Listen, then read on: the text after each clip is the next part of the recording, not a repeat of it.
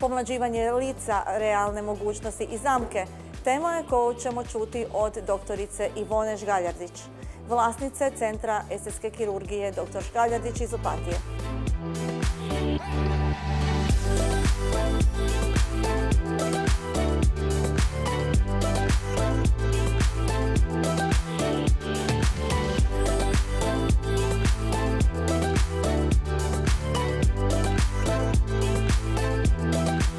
Ja sam doktorica Ivona Žgaljardić, plastični kirurg iz Centra za estetsku kirurgiju doktorice Žgaljardić. Ovdje se mi zapravo bavimo, odnosno ja, svim aspektima estetske medicine i estetske kirurgije. Dakle, od minimalno invazivnih tretmana do same estetske kirurgije.